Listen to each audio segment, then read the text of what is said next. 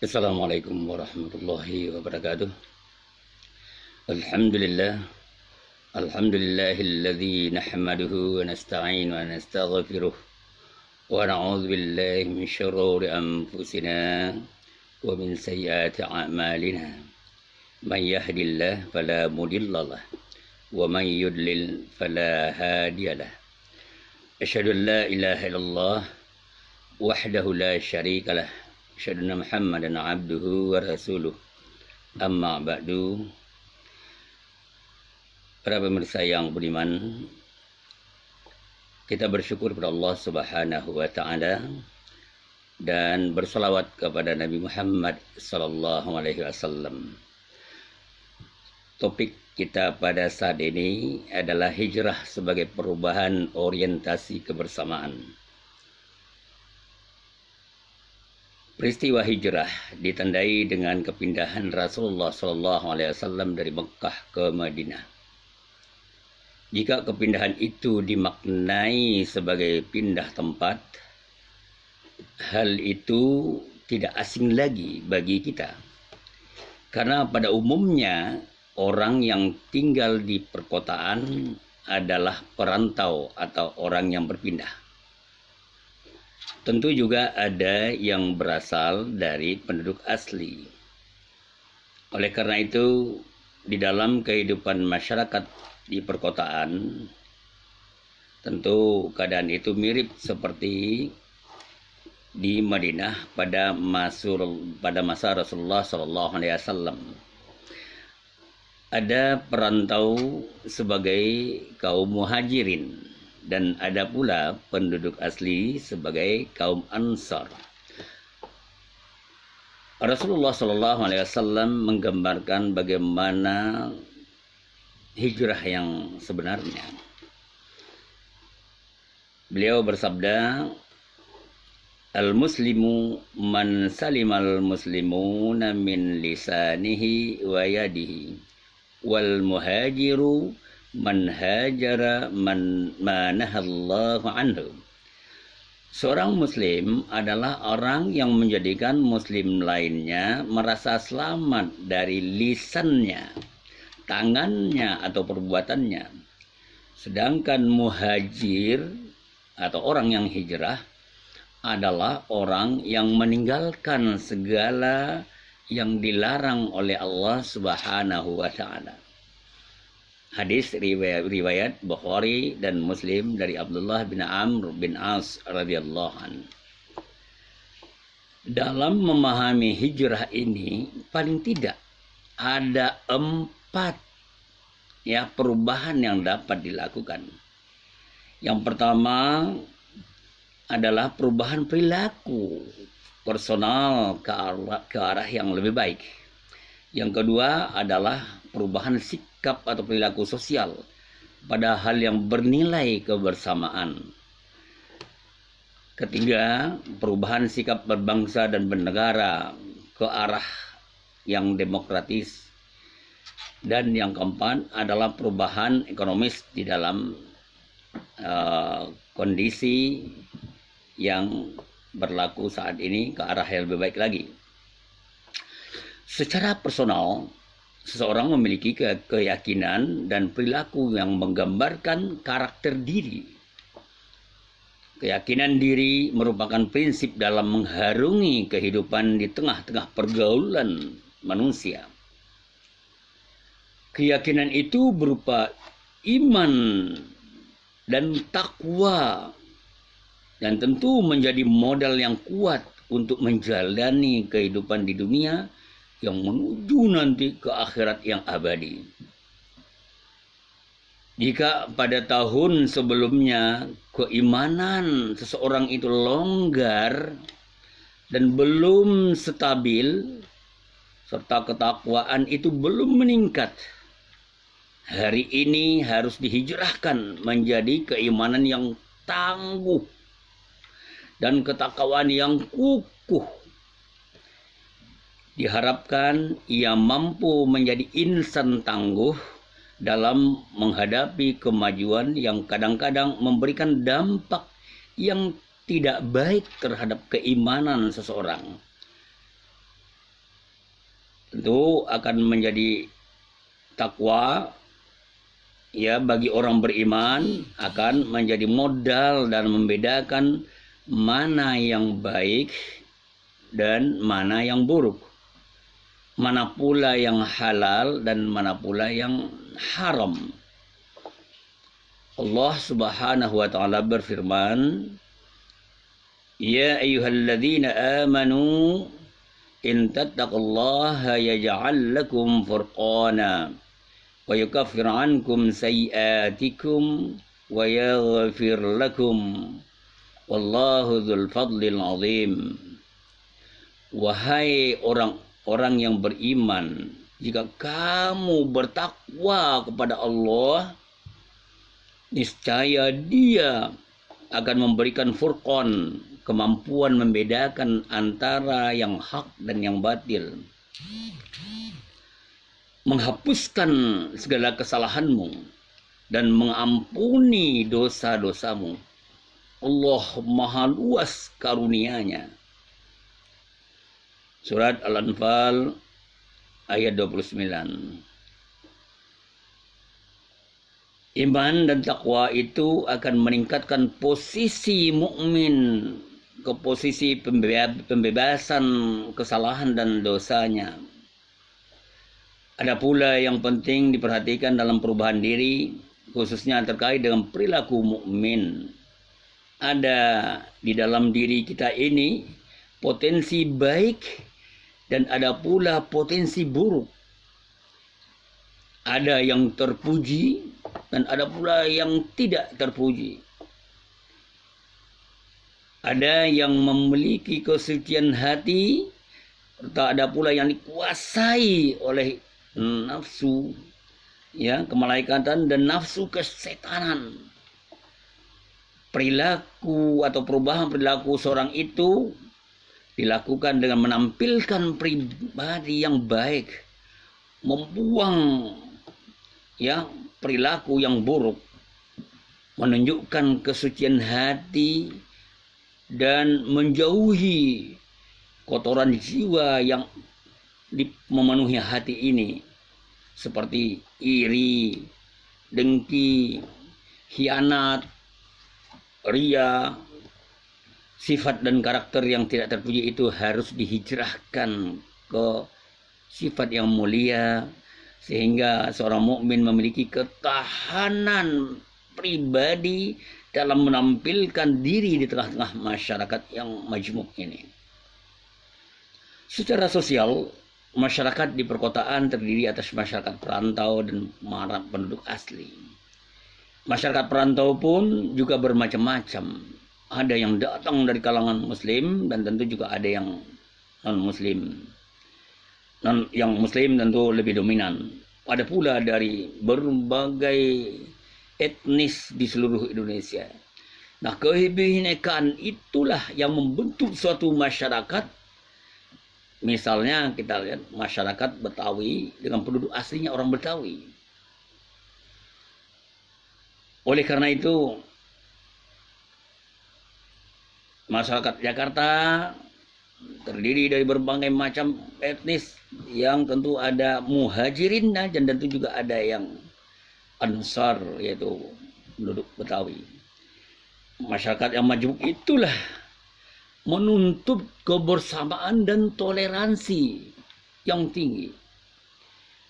Di dalam masyarakat harus ada kebersamaan dan yang berbeda dengan tentu kedinasan yang kental dengan hal-hal yang formal antara hubungan atasan dan bawahan,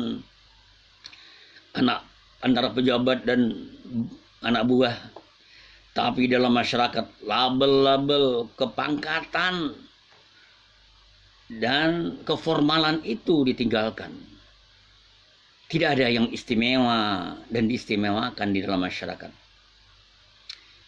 Kadang-kadang memang ada orang yang dalam masyarakat tidak mau membaur dalam paguyuban lingkungan. Hal itu bisa terjadi karena merasa tidak diorangkan atau masih ingin diorangkan di lingkungan sebagaimana dirasakan di tempat dinasnya. Mungkin juga terjadi karena ya hanya bergaul dengan orang biasa, tidak berpunya, tidak memiliki kedudukan tinggi sebagaimana dia dapatkan di dalam kedinasannya. Nah, orang itu tidak boleh atau tidak mau bergaul dengan orang lain. Kalau ada temannya, tentu dia bergaul hanya dengan selevel dengan dia pada waktu bersih berada dalam kedinasan.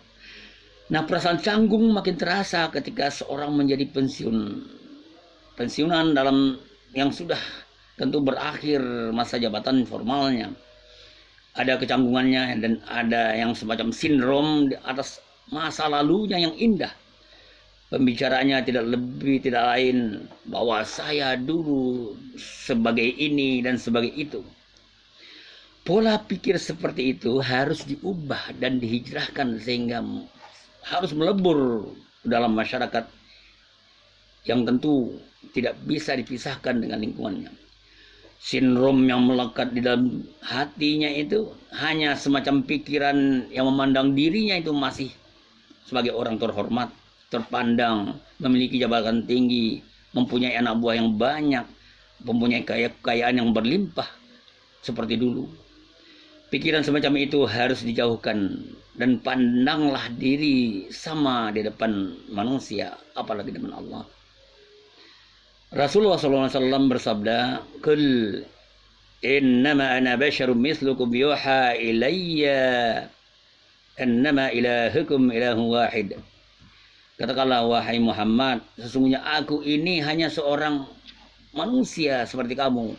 Hanya diwahyukan kepadaku bahwa Tuhan kamu adalah Tuhan yang Maha Esa. Surah Al-Kahfi ayat 110. Ada makna yang terkandung di dalam ayat itu bahwa Rasulullah SAW hanyalah manusia biasa. Yang berbeda hanya kerasulannya, yang beliau mendapat wahyu. Sedangkan yang lain tidak, manusia yang lain memang tidak menerima wahyu. Hal itu juga tergambar bagaimana Rasulullah jika sudah berada di dalam masyarakat. Beliau tidaklah semena-mena menginginkan agar dirinya disanjung, dihargai, dan tidak boleh dibantah pendapatnya. Beliau orang yang bersahaja dan sangat fleksibel dalam kehidupan. Bahkan beliau bersabda, "La tutruni kama turatil nasara Isa bin Maryam. Innama ana abdun faqulu abdullahi wa rasuluh." Jangan kalian memujiku sebagaimana orang-orang Nasrani memuji Isa bin Maryam. Sesungguhnya aku adalah seorang hamba. Maka katakanlah hamba Allah dan Rasulullah. Hadis riwayat Bukhari dan Muslim serta Tirmizi. Pada suatu ketika dalam perjalanan bersama beberapa sahabat dengan mengendarai unta, Nabi Muhammad SAW dan sahabat merasa lelah. Mereka berhenti dan beristirahat di suatu tempat. Mereka memutuskan untuk mendirikan kemah kecil dan memasak makanan. Setelah itu para sahabat memutuskan untuk membagi pekerjaan di antara mereka. Seorang sahabat berkata, "Aku akan pergi menyembelih hewan domba, anak domba." Sahabat yang lain berkata, "Aku akan membersihkan tanah di sekitar perkemahan." Sahabat yang ketiga berkata, "Aku akan memasak." Nabi pun berkata, "Aku akan mencari kayu bakar." Semua sahabat berkata dengan satu suara, "Tidak ya Nabi, kami akan melakukan sesuatu untukmu." Nabi menjawab, "Aku sangat tahu bahwa kalian semua akan melakukannya untukku. Tapi tidak baik bagiku untuk duduk dan diam pada saat kalian bekerja. Aku adalah sahabat kalian. Aku harus bekerja bersama kalian. Allah tidak suka kepada siapapun yang hanya menikmati keuntungan dari teman-temannya." Betapa rendah hatinya Rasulullah SAW. Beliau memandang diri beliau adalah kawan dalam perjalanan, bukan bos yang harus dilayani dengan baik. Bahkan tidak pantas bagi seorang yang menganggap diri terpandang duduk manis ketika orang lain sudah berbagi pekerjaan. Maka Nabi pun pergi untuk mengumpulkan kayu bakar. Ada yang menarik dari ucapan Rasulullah SAW setelah menjelaskan keikutsertaan beliau untuk bekerja seperti yang lain, yakni, tapi tidak baik bagiku untuk duduk diam saat kalian bekerja. Aku adalah sahabat kalian. Aku harus bekerja sama seperti kalian. Allah tidak suka pada siapapun yang hanya menikmati keuntungan dari teman-temannya. Penjelasan Rasulullah SAW dapat dijadikan sikap kebersamaan dalam suatu kerja sosial, yakni bahwa aku hanya sahabat atau kawan yang tidak patut duduk manis karena merasa diriku terhormat. Rasulullah SAW mengikhlaskan diri untuk bekerja seperti yang lain juga bekerja. Itulah bentuk kerendahan hati orang yang memancarkan nilai-nilai kemanusiaan kepada orang lain, serta turut ambil bagian dalam kebersamaan. Berbeda dengan kenyataan di dalam masyarakat kita, jika ada pekerjaan yang dilakukan secara bersama yang sifatnya sosial, banyak yang menjadi mandor dengan duduk manis dan tidak mau mengotori tangannya untuk kegiatan bersama itu. Mungkin merasa dirinya terpandang di lingkungan kerjanya dulu, merasa orang yang ditokohkan di tengah masyarakat. Terkait dengan kehidupan bermasyarakat dan bernegara yang demokratis, ada prinsip demokrasi yang harus diwujudkan agar kehidupan ini tidak terbelenggu oleh tirani kekuasaan. Suatu yang demokratis di dalam kehidupan bernegara dan berbangsa dapat memberikan ketenangan dan kesejukan serta kenyamanan bagi masyarakat dan warga negara. Tujuan hidup berbangsa dan bernegara adalah memberikan keamanan, kedamaian, dan kenyamanan kepada seluruh anak bangsa. Nilai perubahan lain yang dapat dilakukan adalah perubahan ekonomis dalam kehidupan. Nilai ekonomis artinya ada perubahan dalam kehidupan pribadi dan rumah tangga dengan baik, berupa kekayaan dan pendapatan. Pendapatan dan kekayaan menjadi penting dalam beragama. Apalagi setiap muslim dianjurkan untuk memberi berupa sedekah, infak, atau uluran tangan kepada mustahik atau orang yang memerlukan. Rasulullah SAW mengatakan bahwa tangan di atas lebih baik daripada tangan di bawah. Yadul ulya khairum minal yadi as-sufla. Wabda biman ta'ul wa khairus sadaqah ya an dhahri ghina. Wa man yasta'afif yu'afahu Allah wa man yastaghni yughnihi Allah. Tangan di atas lebih baik daripada tangan di bawah. Mulailah dari orang yang menjadi tanggunganmu.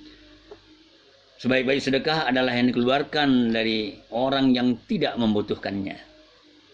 Siapa yang menjaga kehormatan diri, Allah akan menjaganya. Dan siapa yang merasa cukup, Allah akan memberikan kecukupan padanya. Hadis riwayat Bukhari dan Muslim dari Hakim bin Hizam radhiyallahu anhu. Rasulullah SAW mendorong umatnya untuk meningkatkan penghasilan agar dapat mencukupi keperluan keluarganya, tapi juga harus bersedekah kepada orang yang memerlukan bantuan itu. Tanpa adanya usaha keras untuk mendapatkan ekonomi keluarga dan kewajiban untuk memberi, seorang muslim bukanlah disebut dengan muslim yang memiliki tangan di atas. Padahal tentu tangan di bawah itu sangat tercela di dalam Islam, apalagi dimaksudkan untuk memperkaya diri dan keluarga dengan harus meminta kepada pihak lain. Rasulullah sangat mencela perbuatan itu yang bukan diusahakannya untuk kebutuhannya. Man sa'ala min ghairi faqin faka'annama ya'kulul jamra. Siapa yang minta pada orang lain tanpa adanya kebutuhan, seolah-olah ia memakan bara api. Hadis riwayat Ahmad ya dan Tabrani. Adapun meminta-minta karena adanya kebutuhan yang sangat mendesak, hal itu boleh saja dilakukan karena terpaksa. Allah pun berfirman, "Wa masaila fala tanhar." Terhadap orang yang minta-minta jangan kamu hardik. Surat Ad-Duha ayat 10. Berubah itu harus dimulai dari diri sendiri. Dengan berubah dalam kehidupan finansial akan terbuka peluang untuk beramal saleh yang lebih baik lagi. Itu pun jika didasarkan atas keikhlasan beribadah, bukan karena kekikiran. Rasulullah bersabda, "Ibda binafsik fatasaddaq 'alaiha fa in fadala syai'un fa li ahlik." Mulailah dari dirimu, bersedekahlah untuknya. Jika ada sisa, berikan kepada keluargamu. Riwayat Muslim dari Jabir radhiyallahu anhu. Kondisi masyarakat khususnya umat Islam pada masa pandemi COVID-19 memang memprihatinkan karena begitu besar dampaknya dalam segala lini kehidupan, khususnya ekonomi umat. Namun usaha keras untuk bangkit dari keterpurukan ekonomi menjadi semangat hijrah yang penting disikapi dengan baik. Umat Islam harus yakin bahwa badai pasti berlalu. Di balik kesulitan pasti ada kemudahan. Inna ma'al usri yusra. Dalam memaknai hijrah Nabi Muhammad SAW, setiap diri umat Nabi Muhammad harus berkeinginan untuk berubah, baik dalam kehidupan personal, sosial, bernegara, dan berbangsa, serta dalam kehidupan ekonomi umat. Dengan demikian, hijrah akan memberikan spirit bagi umat Islam agar menjadi lebih baik lagi di dalam kehidupan duniawinya untuk menuju nanti kehidupan ukhrawi yang lebih mulia. Mudah-mudahan ada manfaatnya. Terima kasih atas segala perhatian. Wabillahi taufiq wal hidayah. Wassalamualaikum warahmatullahi wabarakatuh.